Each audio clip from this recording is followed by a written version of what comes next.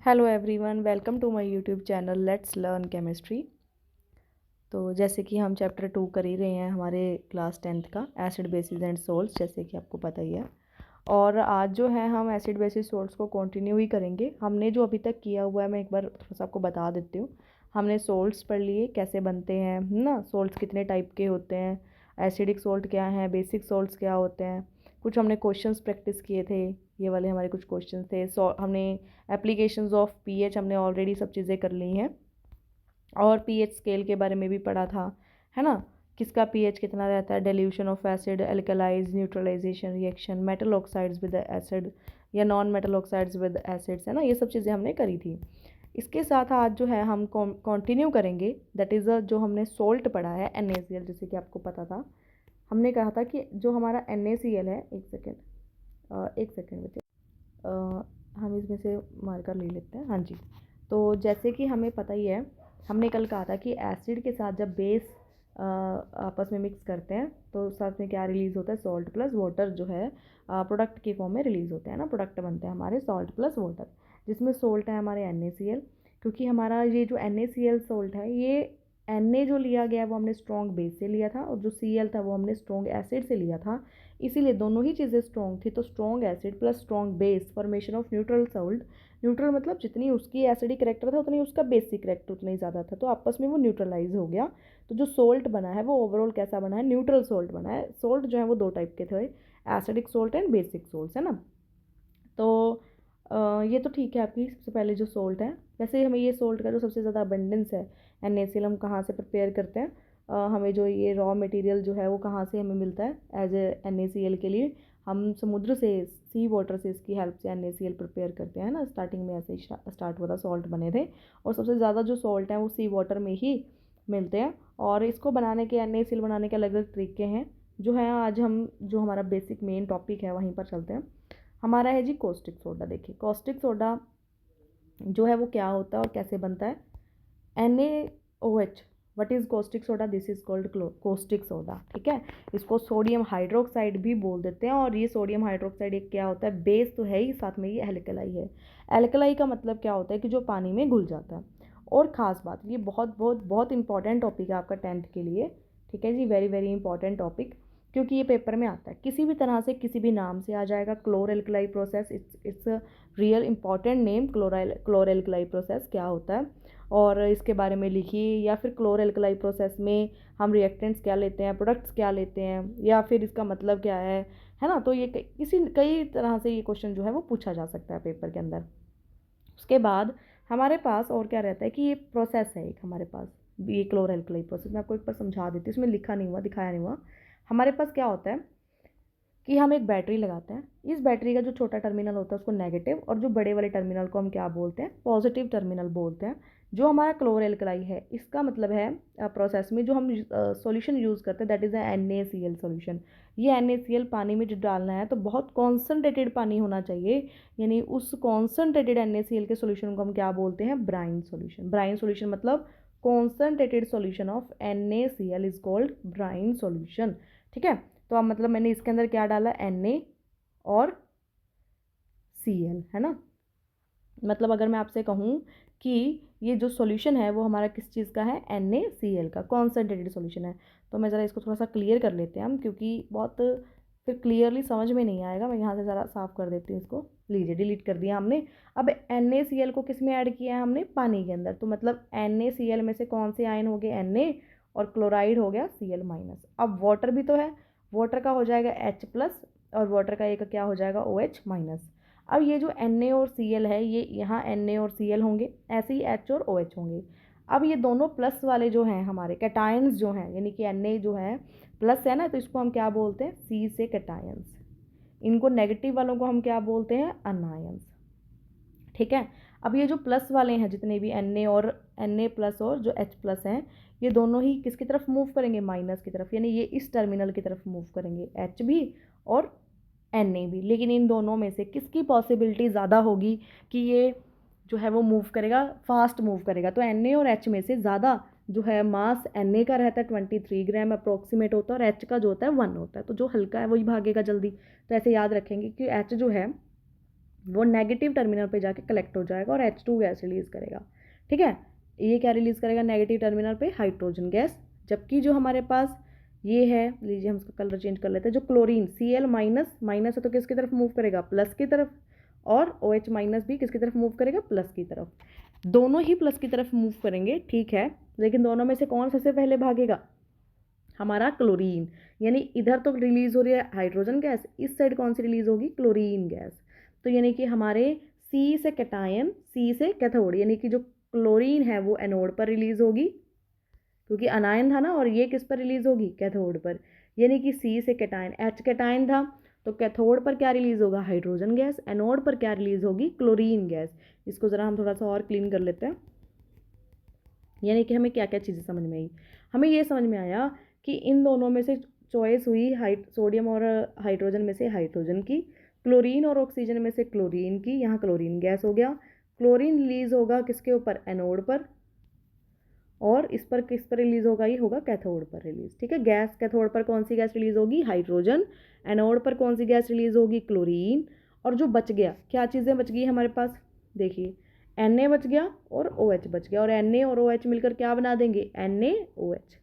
तो अब इस प्रोसेस के अंदर हमने देखा क्लोरीन और एल्केलाई दो चीज़ें बनी है, तो इस प्रोसेस का नाम क्या रख दिया हमने? क्लोर एल्केलाई प्रोसेस। इसीलिए इसका नाम क्या है? क्लोर alkali process.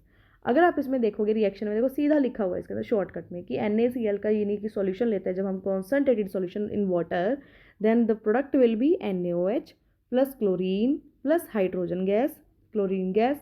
Hydrogen gas is at cathode, ठीक है जी, और chlorine gas is at anode. ये याद रखना, ये इंपॉर्टेंट बात है, मैं वैसे ही नहीं लिख रही हूँ, वेरी वेरी इंपॉर्टेंट, पेपर में ये क्वेश्चन आता ही आता है कि क्लोरीन गैस कहाँ रिलीज होती है? एनोड पर। हाइड्रोजन कहाँ रिलीज होती है? कैथोड पर। तो it is use for making the soaps, detergents, paper. किसके में यूज़ होता है इसका? डिटर्जेंट बनाने में, पेपर इंडस्ट्रीज़ में है ना, पेपर बनाने में, तो इन सब चीज़ों का इनका यूज़ किया जाता है उसके अंदर। तो चलते हैं अगली की तरफ। आई थिंक आपको समझ में आ गया होगा कि क्या, बस इससे ज़्यादा और क्वेश्चन इसमें नहीं पूछे जाते। ठीक है, अब एक चीज़ और देखिए, जो हमने NaCl में NaOH बनाया है, ये NaCl लिया, इनका आगे हम अगले जो सॉल्ट बनाएंगे उसमें इसका यूज़ होगा। ठीक है, याद रखना इस बात का। चलिए जी, नेक्स्ट की तरफ चलता है। Bleaching powder. देखो अभी अभी हमने इसको ज़रा लिख लेते हैं एक रिएक्शन को। अभी हमने एक रिएक्शन करी थी NaCl formation of NaOH plus hydrogen plus chlorine. हमने ये वाली रिएक्शन अभी अभी करी थी ना, NaOH plus chlorine plus hydrogen gas. ये जो हमारा NaCl है, ये इसका एक्चुअली एक्वा सोल्यूशन रहता है। ठीक है, याद रखना। अब इसमें से जो क्लोरीन गैस निकली थी, इस क्लोरीन गैस का यूज़ हम दूसरा सोल्ट बनाने में करेंगे। वो क्या है? हमारा ब्लीचिंग पाउडर। जैसे कि आपको पता है, ब्लीचिंग पाउडर सुना ही होगा ज़्यादातर बच्चों ने कि ब्लीच करवा के आनी है फेशियल पे, है ना, मतलब फेशियल पे कह रही, सॉरी, फेस पे। हमारी जो सिस्टर्स हैं या हमारी मम्मी हैं या जो भी हमारे है ना घर लेडीज़ होती हैं, वो कहते हैं कि ब्लीच करवा के आना है। ब्लीच मतलब ब्लीचिंग पाउडर। तो जो ब्लीचिंग पाउडर है ये कई जगह यूज़ होता है। इसका फॉर्मूला क्या होता है? इसका फॉर्मूला होता है CaOCl2। It's name is calcium oxy chloride. It's name is calcium oxy chloride. यानी कि ये जो कैल्शियम ऑक्सी क्लोराइड है, इसका नाम क्या है? कॉमन नेम क्या है? इसका नाम है ब्लीचिंग पाउडर। ये ब्लीचिंग पाउडर बनता कैसे है? ये स्लेक्ट लाइम है, ये लाइम वाटर नहीं है। लाइम वाटर में क्या फ़र्क होता है? ये जो लाइम वाटर होता है, इसमें पानी ऐड मिक्स होता है, मतलब पानी के अंदर ये चीज़ घुली होती है। ठीक है, लेकिन अगर ये स्लेक्ट लाइम है तो पानी नहीं होगा, ये ड्राई, इसको ड्राई कैल्शियम हाइड्रोक्साइड को क्या बोलते हैं? Slaked lime. और इसमें से जब हम क्लोरीन गैस को पास करते हैं तो क्या बनता है? Direct bleaching powder plus water. This is a important, ये सारे सोल्ट्स इंपॉर्टेंट है, पेपर में इनसे क्वेश्चन आते ही आते हैं। मैं इसलिए आपको बार बार कह रही हूँ कि ये सारी चीज़ें इंपॉर्टेंट है, ज़रूर पढ़िएगा, छोड़ना नहीं है आपको। ठीक है, और अगर आप करेंगे तो बहुत ईजी सा है, बिल्कुल भी मुश्किल नहीं है। और ब्लीचिंग पाउडर का यूज़ और कहाँ किया जाता है? ड्रिंकिंग वाटर के जर्म्स, यानी कि जो पानी के अंदर जो हमारे जर्म्स होते हैं पीने वाले पानी में, उसमें से साफ़ करने के लिए उसको यूज़ किया जाता है। और ऑक्सीडाइजिंग एजेंट की तरह भी होता है इंडस्ट्रीज़ में, क्योंकि ऑक्सीजन प्रोवाइड करता है। और साथ में ये ब्लीचिंग लॉन्ड्रीज वगैरह में, है ना, कपड़ों से कई बार उसका रंग वगैरह उड़ाने में भी इसका काफ़ी यूज़ किया जाता है। तो NCERT में आपको कुछ यूजेस भी दिए हैं, थोड़े और अगर आप पढ़ना चाहें तो पढ़ सकते हैं। बाकी दो तीन यूजेस बहुत होते हैं, ज़्यादा आपको कुछ करने की ज़रूरत नहीं है। चलिए जी, नेक्स्ट की तरफ चलते हैं। That is a net baking soda. हाँ जी, ये भी इसमें से भी क्वेश्चन 100% श्योर होता है कि आएगा ही आएगा। बेकिंग सोडा किसी भी तरह से आ सकता है। सबसे पहले आता है कि how you can prepare baking soda. इसका फॉर्मूला क्या होता है? That is a sodium hydrogen carbonate. Baking soda is a sodium hydrogen carbonate, यानी sodium Na hydrogen carbonate. Its name is also called sodium bicarbonate. ये sodium bicarbonate भी होता है, इसका नाम सोडियम हाइड्रोजन कार्बोनेट भी रहता है। ठीक है, उसके बाद ये बनता कैसे है, ये इंपॉर्टेंट रिएक्शन ये आपको याद करनी है। हाउ यू कैन प्रिपेयर, जो आपने NaCl शुरुआत में लिया था ब्राइन सॉल्यूशन में, है ना, वो NaCl लेना, कॉन्सनट्रेटेड नहीं लेना, सिंपल NaCl है। साथ में अमोनिया लेना है, याद रखना अमोनिया नई चीज़ आई है इसमें। CO2 गैस, साथ में वाटर। इन तीनों को जब आप 4 चीज़ों का आपस में मिक्स करेंगे तो जो सोडियम हाइड्रोजन कार्बोनेट बनेगा, साथ में अमोनियम क्लोराइड बनेगा। कैसे बनेगा? जो भी N के साथ H है 3, इसके साथ एक हाइड्रोजन लग जाएगा यहाँ से, और जो एक हाइड्रोजन बच गया वो इसमें जुड़ जाएगा। देखो, ठीक है, जैसे आपको ठीक लगे आप याद कर सकते हो, समझ भी सकते हो। तो इसके प्रोडक्ट बनेगा sodium hydrogen carbonate plus ammonium chloride, ये हमारा प्रोडक्ट बनेगा, इंपॉर्टेंट है। और इस बेकिंग सोडे का यूज़ कहाँ किया जाता है? किचन में पकोड़े वगैरह बनाने में, है ना, वहाँ जहाँ पे हमें ये चीज़, जैसे भटूरे बनाने में भी हम यूज़ करते हैं बेकिंग सोडे का। ये बेकिंग सोडा एक्चुअली क्या होता है? मीठा सोडा होता है, जो कि हम कई बार जैसे चीज़ों को हम कहते हैं कि भाई थोड़ी बड़ी बड़ी, जैसे भटूरे हैं बेकिंग सोडा डालने से बड़े बड़े बनते हैं, तो इस तरह से बेकिंग सोडा क्या करता है। अच्छा, बनते भी कैसे हैं? आप लोग क्वेश्चन आ गया कि क्यों यूज़ करते हैं? क्योंकि जब NaHCO3 को हम किसी केक वगैरह में या किसी, हम जैसे भटूरे बनाते हुए डाल लेंगे या पकोड़े बनाते हुए थोड़ा बहुत डाल लेंगे, है ना, तो क्या होता है जब हीट, क्योंकि हीटिंग हो रही है, हीटिंग होने से बनता प्रोडक्ट क्या बनता है? सोडियम कार्बोनेट बनता है, साथ में CO2 गैस रिलीज होती है और प्लस में वाटर रिलीज होता है। 2 से मल्टीप्लाई कर लेना, बैलेंस हो जाएगी रिएक्शन। यानी कि जो वो हमारी चीज़ें हैं वो बड़ी बड़ी, जो हम कह रहे हैं जैसे भटूरे बड़े बनेंगे, केक स्टफी हो जाएगा, है ना, स्पंजी स्पंजी केक बनेगा। कैसे बनेगा? Due to CO2 gas soft हो जाती है, क्योंकि उसमें CO2 गैस रिलीज होती है। जब ऐसे हमने कोई केक मान लो ओवन में रख दिया, तो इसमें से जो CO2 गैस निकलेगी वो इसके अंदर एयर गैप्स दे देगी, और जिसकी वजह से वो चीज़ सॉफ्ट हो जाती है। ठीक है, तो इसमें हीट करने पर प्रोडक्ट जो रिएक्शन है वो क्या रहती है? हीटिंग करने पर sodium carbonate plus CO2 plus water रहता है। ठीक है, ये इंपॉर्टेंट बात है। ये भी आता है कि how you can distinguish between sodium baking soda and sodium baking powder. ठीक है, अभी हम बेकिंग पाउडर आगे करेंगे। तो ये क्वेश्चन भी आता है आपके पास कि कैसे आप हीट करके हीटिंग टेस्ट से बताओगे कि ये बेकिंग सोडा और ये बेकिंग पाउडर है। ठीक है, चलिए जी आगे चलते हैं हम। एक second, that is a next washing soda. अच्छा जी, वॉशिंग सोडा सबसे पहले प्रिपेयर कैसे करते हैं?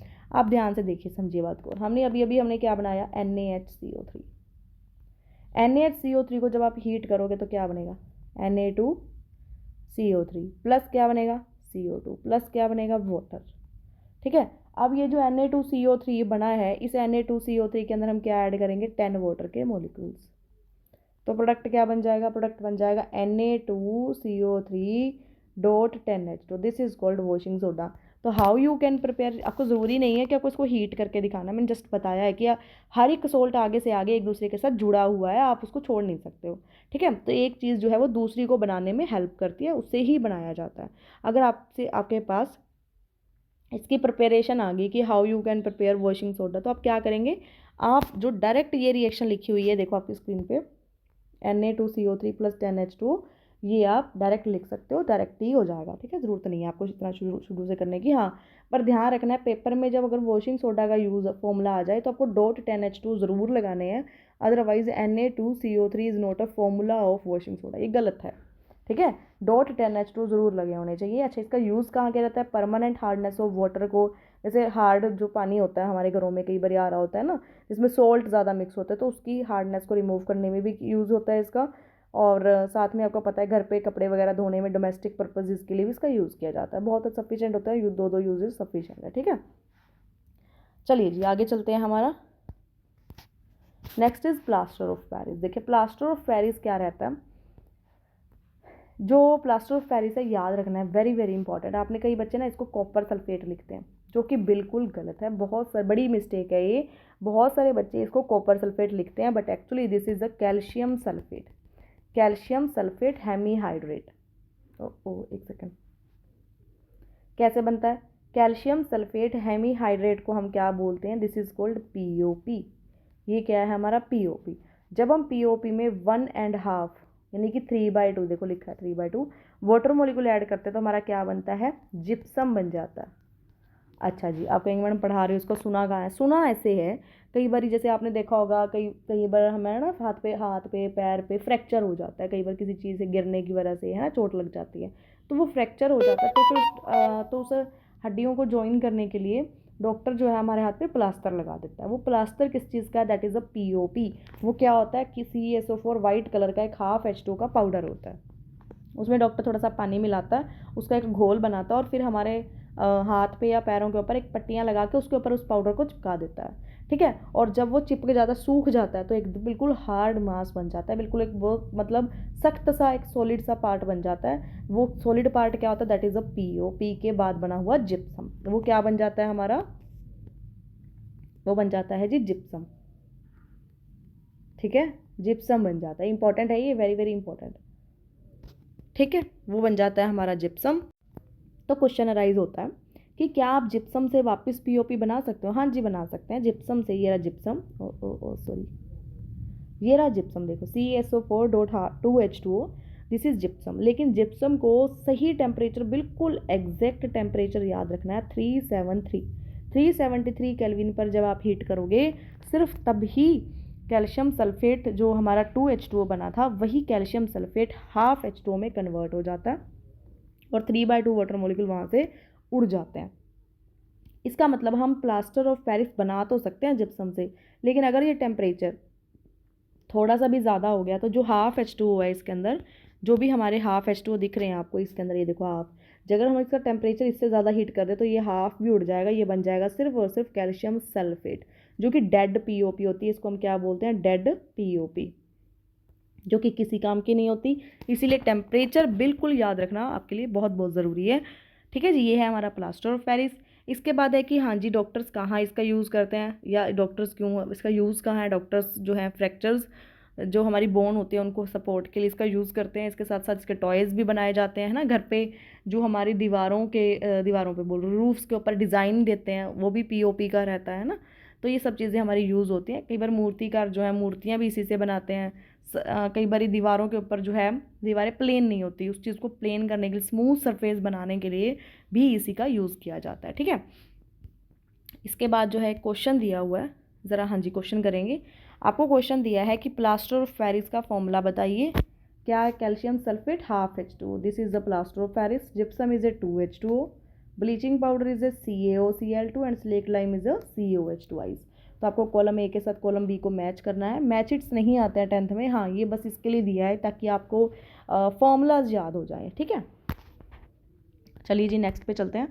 नेक्स्ट देखिए क्या लिखा है, how you distinguish between baking powder and washing soda by heating. सबसे पहले बेकिंग सोडा का फॉर्मूला क्या रहता है बताएंगे, NaHCO3। Washing soda is Na2CO3, दो 10H2 लिखे हैं, वैसे हम इसी से कर लेंगे। तो NaHCO3 को हाउ यू कैन डिस्टिंग्विश, देखो जब आप इसको हीट करेंगे तो प्रोडक्ट बनेगा Na2CO3 plus water plus CO2 gas release होगी, ठीक है। While in case of this only and only this और वाटर मॉलिक्यूल रिलीज होगा, कुछ भी प्रोडक्ट नहीं बनेगा। और जो भी हमारी ये गैस रिलीज होगी इसको हम लाइम वाटर से पास कर लेंगे। अगर लाइम वाटर हमारा मिल्की हो गया तो ये गैस क्या हो जाएगी, हमारी कार्बन डाइऑक्साइड गैस होगी। और अगर हम वॉशिंग सोडा के केस में जो हमारी गैस निकलेगी, क्योंकि हमें देखने में तो दोनों ही सेम लगेंगी ना, हमें पता थोड़ी लगेगा कि ये CO2 है ये वाटर, तो इसे लाइम वाटर से पास करेंगे, इसे भी करेंगे। इसके केस में तो लाइम वाटर मिल्की हो जाएगा, बस इस केस में कुछ नहीं होगा। तो इट मीन्स ये हमारी CO2 गैस निकल रही है, इसमें CO2 गैस नहीं निकल रही, इसका मतलब ये वॉशिंग सोडा है और ये हमारा क्या है, बेकिंग सोडा है, ठीक है। समझ में आई। अच्छा जी एक चीज़ और इसमें लिखी है, इसी में एक चीज़ नाम लिखा हुआ है वाटर ऑफ क्रिस्टलाइजेशन। क्या होता है वाटर ऑफ क्रिस्टलाइजेशन?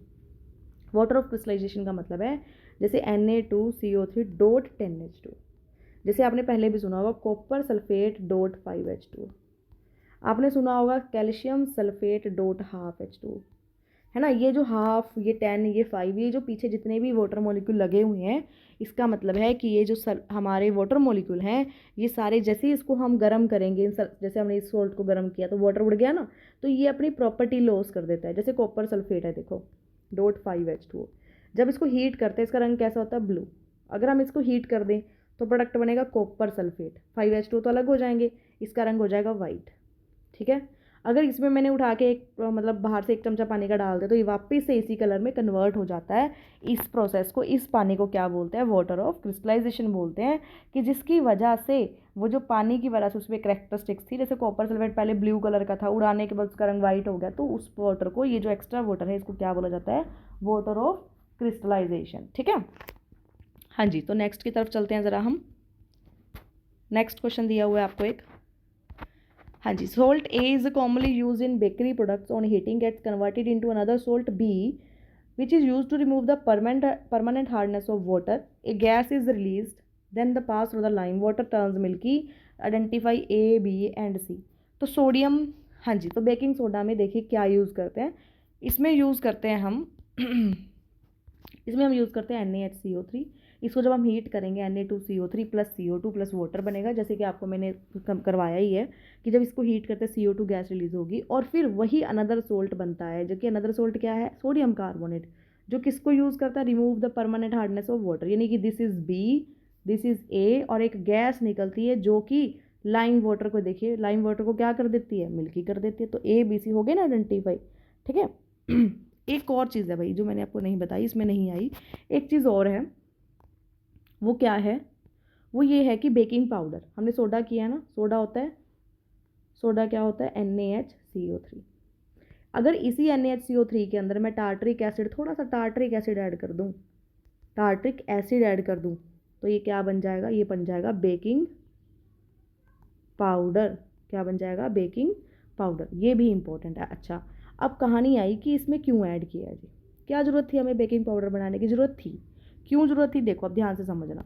जो मैंने अभी अभी बेकिंग सोडा बनाया, एक सेकेंड, जो हमने अभी अभी बेकिंग सोडा बनाया था उसको हीट करते तो क्या बन रहा था, सोडियम कार्बोनेट, जो कि एक क्या है, बेस है, और बेस का टेस्ट कैसा होता है, बेटर। यानी कि अगर मैं केक बनाने में इसका यूज़ करूँ बेकिंग सोडे का, तो जब वो गर्म होने हो जाएगा उसके बाद जो सोल्ट उसके अंदर बनेगा वो कैसा होगा, बेसिक नेचर का है, मतलब जो उसमें सब्सटेंस बन रहा है, प्रोडक्ट बन रहा है, वो बेसिक बन रहा है, और वो हमारे केक को कैसा टेस्ट देगा, बिटर, क्योंकि ये बेसिक है।